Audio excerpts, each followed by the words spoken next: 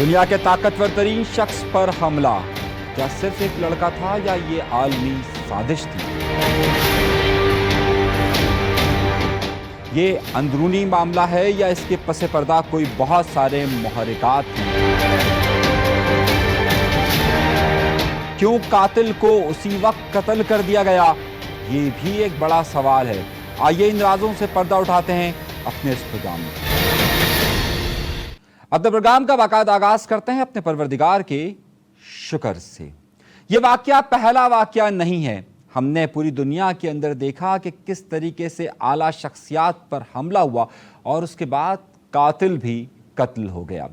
سازشیں دب کر رہ گئی لیکن جواب نہ مل پایا۔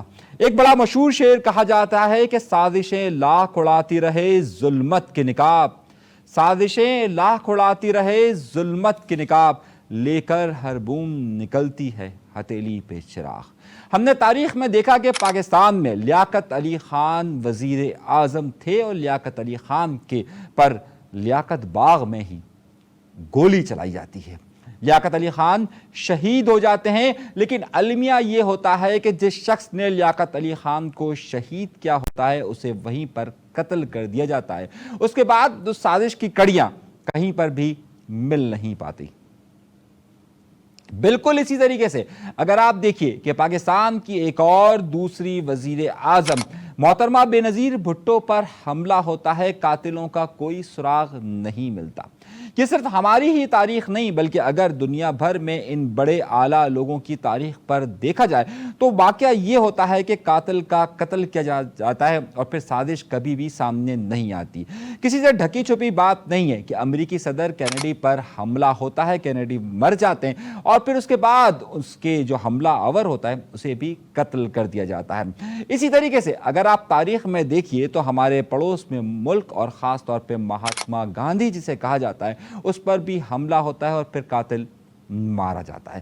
سوالات یہاں پر یہ اٹھتے ہیں کہ کیا یہ قتل کرنے والا اکیلا شخص ہوتا ہے یا پھر اس کے پیچھے بہت بڑی سازشیں ہوتی ہیں؟ اگر آپ ہالی ووڈ کی فلمیں دیکھتے ہیں اور اگر آپ انگریزی فلموں سے متاثر ہیں تو آپ کو یہ بات واضح ہوگی کہ وہاں پر جب کبھی بھی اس طرح کے حملوں کو فلموں کی شکل دی جاتی ہے تو وہاں پر یہ بتایا جاتا ہے کہ کس طریقے سے رشیا کی سازش تھی، کس طریقے سے چین کی سازش تھی، کس طریقے سے وہاں پر افغانستان کے اندر سازش بنائی گئی اور پھر ایک فلمی کردار سامنے آنا شروع ہو جاتا ہے۔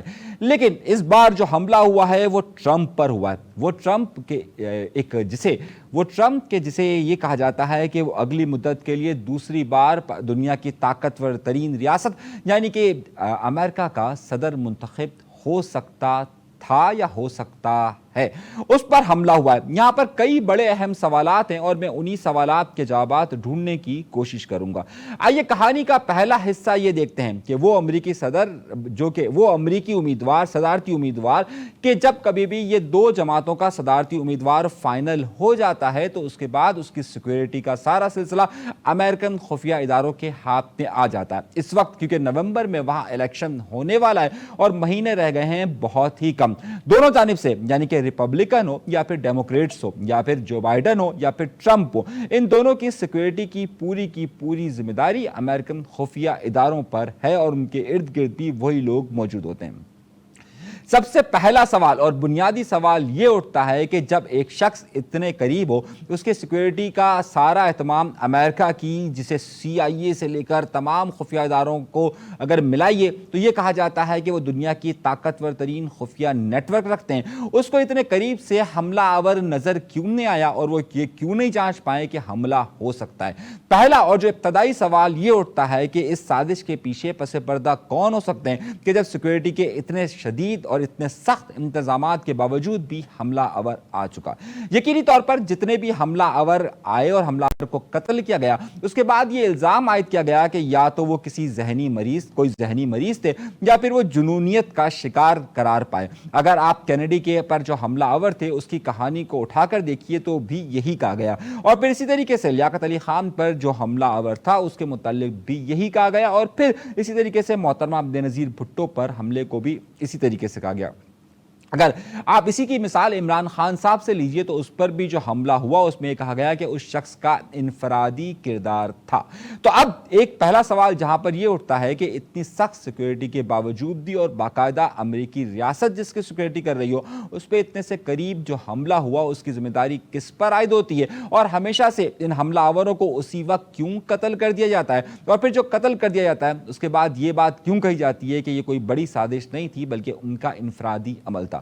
وہ کون سی بات ہے کہ جو چھپائی جاتی ہے، یعنی کہ وہ کون سا سوال ہے کہ جس کا جواب دینے سے گریز کیا جاتا ہے، وہ کون سا ایسا راز ہے کہ جسے فاش ہونے سے ہمیشہ ڈرا جاتا ہے؟ کیا اس کے پس پردہ کچھ ایسے لوگ ملوث ہیں یا نہیں ہیں؟ اگر ہم الزامات کی بات دیکھیں تو اس وقت کئی امریکہ کے اندر یہ بات کہی جاتی ہے کہ اس حملے کے پیچھے کوئی مقامی سازش ہی موجود ہے۔ ایک سازشی نظریہ یہ بنا گیا ہے کہ کیا وہاں پر موجود اس وقت ڈیموکریٹس ٹرمپ پر حملہ کرنے کی کوئی سازش کا منصوبہ بنا سکتے ہیں؟ دوسرا سوال وہیں پر امریکہ کے اندر اس وقت یہ گفتگو بہت زیادہ ہو رہی ہے کیونکہ سیکیورٹی کے معاملات اس وقت امریکن خفیہ اداروں کے پاس موجود تھے، تو کیا وہیں سے کوئی حملہ ہوا جہاں سے جان بوجھ کر اس طرح کی خامی کو پیچھے چھوڑا گیا اور اس خامی کی بنیاد پر یہ حملہ ہوا؟ اور تیسری کنسپائرسی تھیوری یہ کہی جا رہی ہے کہ کیا کوئی بین الاقوامی سازش کا حصہ ہوئے ہیں، کیا ایسے معاملات ہوئے ہیں؟ ایک نظریہ یہ بھی کہا جاتا ہے کہ یہ حملہ خود سے بھی ہو سکتا ہے۔ نہیں، ایسی بات نہیں ہے، لیکن سوالات کے جوابات کے لیے تحقیقات کا آغاز کر دیا گیا۔ ابتدائی طور پر جو تحقیقات سامنے آ رہی ہے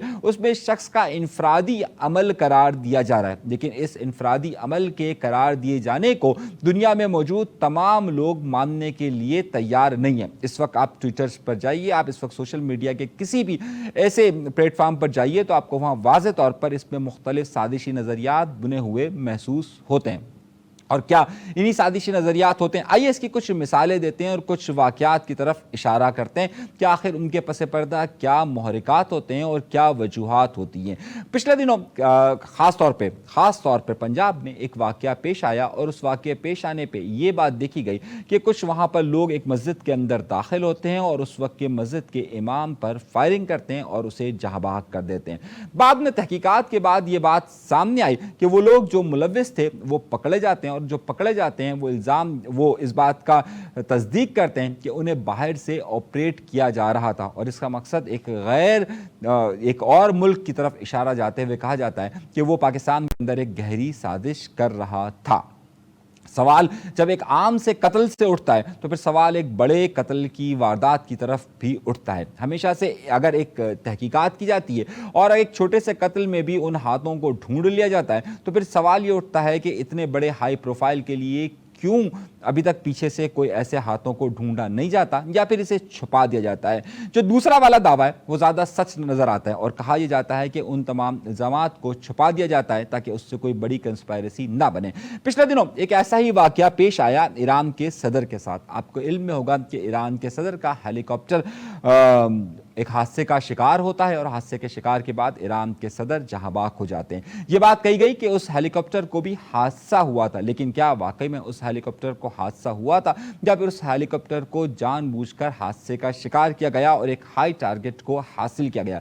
یہ سوال آج بھی پوچھا جاتا ہے، لیکن ان کے جوابات دینے کے لیے کوئی بھی تیار نہیں ہوتا ہے۔ اب اس سب سے دو باتیں سامنے آتی ہیں۔ پہلا سوال یہ اٹھتا ہے کہ کیا اس ساری تحقیقات کو سامنے لایا جائے گا اور اس کے صدارتی الیکشن پر کیا اثر ہوں گے؟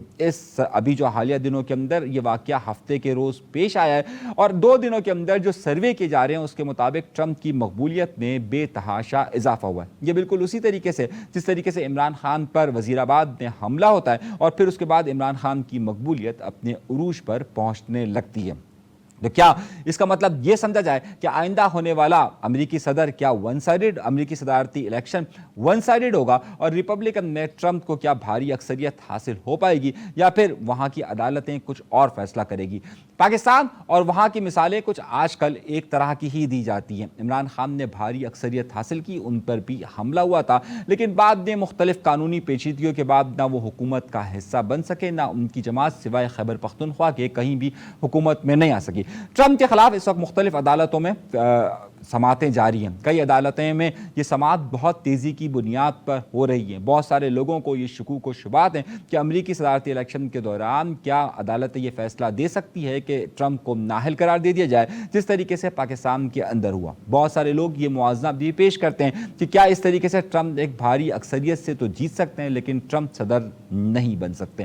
اب ان دونوں کمپیریزن کو دیکھتے ہوئے ہم آگے بڑھیں تو ہم یہ بات کہہ سکتے ہیں کہ آئندہ دنوں میں امریکی الیکشن ہو سکتا ہے کہ ون سائیڈڈ ہو، لیکن اس کا نتیجہ ٹرمپ کو صدر بنانے کی طرف نہ ہو بلکہ ریپبلکن کی کامیابی کی طرف ہو۔ ابھی کے لیے اتنا ہی۔